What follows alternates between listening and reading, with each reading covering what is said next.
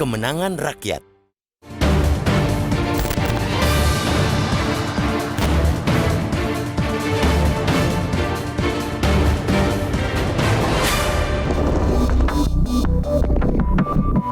Pembatalan pengesahan revisi Undang-Undang Pilkada oleh DPR ialah kemenangan rakyat dan akal sehat.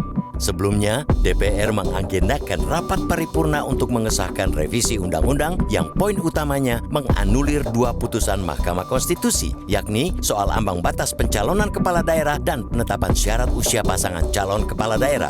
Dengan tekanan gerakan rakyat, baik melalui media sosial maupun aksi demonstrasi, upaya menyiasati putusan MK itu bisa digagalkan. Gerakan rakyat muncul karena tingkat kepatuhan penyelenggara negara akan konstitusi benar-benar diuji. Betapa tidak, putusan MK yang jelas-jelas jadi produk konstitusi dan tidak ada jalan lain kecuali dipatuhi dan dijalankan, hendak dicari celahnya untuk dianulir oleh wakil rakyat dan pemilik kekuasaan. Tidak mengherankan bila publik menyebut DPR dan pemegang kendali kekuasaan tengah bermain api. Mereka bermufakat hendak menyiasati konstitusi dengan merevisi aturan main pencalonan kepala daerah yang termaktub dalam Undang-Undang Nomor 10/2016 tentang Pilkada.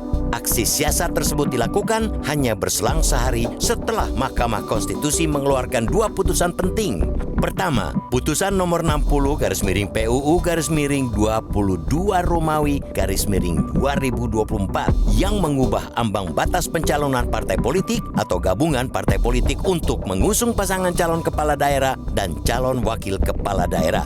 Kedua, putusan nomor 70/PUU-22 Romawi/2024 menegaskan bahwa batas usia minimum calon kepala daerah dihitung sejak penetapan pasang calon oleh Komisi Pemilihan Umum atau KPU. Putusan itu menggugurkan tafsir putusan Mahkamah Agung sebelumnya yang menyebut bahwa batas usia calon kepala daerah dihitung sejak pasangan terpilih dilantik.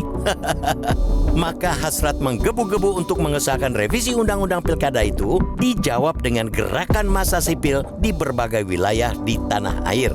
Gerakan rakyat dari berbagai elemen itu umumnya menilai telah terjadi pembangkangan dan pembegalan terhadap konstitusi. Mereka yang selama ini diam, mengamati, dan pasrah seperti mendapatkan energi untuk bergerak kembali karena hasrat mengakali konstitusi itu tidak bisa lagi ditoleransi. Penyiasatan konstitusi itu sudah mengancam demokrasi, ketaatan bernegara, dan mengancam masa depan bangsa. Berkali-kali di forum ini kita sampaikan bahwa tidak ada ruang bagi putusan MK yang bersifat final dan mengikat itu untuk ditafsirkan kembali. Pemerintah dan DPR semestinya paham betul bahwa satu-satunya ruang yang ada hanyalah menaati dan melaksanakan putusan itu tanpa reserve. Putusan MK bersifat eksekutorial atau langsung dieksekusi dan erga omnes atau mengikat untuk semua pihak tanpa terkecuali.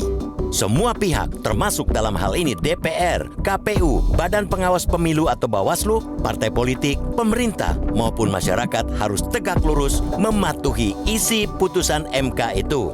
Pemerintah dan DPR juga pasti tahu bahwa keputusan MK terkait dengan pilkada tidak dapat dibatalkan oleh DPR. Mestinya juga tidak dibatalkan oleh peraturan pemerintah pengganti undang-undang atau Perpu. Bila pemerintah dan DPR berkukuh memutar haluan putusan MK, maka akan muncul kekacauan aturan, ketidakpastian hukum, dan perlawanan tiada henti dari rakyat yang merasa hak mereka memperoleh calon pemimpin yang mereka kehendaki terus diamputasi. Revisi ini, bila tetap dilanjutkan, berpotensi menimbulkan sengketa antar lembaga negara seperti Mahkamah Konstitusi versus DPR yang berkepanjangan. Selain itu, hasil pemilihan kepala daerah serentak yang akan berlangsung berpotensi dibatalkan oleh MK karena dinilai melanggar hukum. Sebab MK memiliki kewenangan memutus perkara hasil pemilu. Jika itu terus berlanjut, kondisi itu akan sangat merugikan seluruh elemen masyarakat karena kontraproduktif dan menimbulkan kerusakan kehidupan bernegara. Berbagai kekhawatiran itulah yang membuat gerakan rakyat bermunculan, baik di dunia maya maupun aksi turun ke jalan. Tekanan rakyat pun tidak sia-sia. DPR sebagaimana dinyatakan oleh Wakil Ketua Sufmi Dasko Ahmad akhirnya mengikuti putusan MK. Wakil rakyat yang terus ditekan oleh rakyat akhirnya mengikuti kehendak rakyat. Kini publik menunggu agar pernyataan Sufmi Dasko itu benar-benar menjadi sikap resmi DPR. Publik berharap tidak ada dusta di antara wakil rakyat terhadap rakyat yang diwakili. Gerakan rakyat mengawal putusan MK ini mestinya memberi pelajaran penting bagi siapapun yang sedang memegang dan mengendalikan kekuasaan untuk berhenti bersiasat terhadap kehendak rakyat.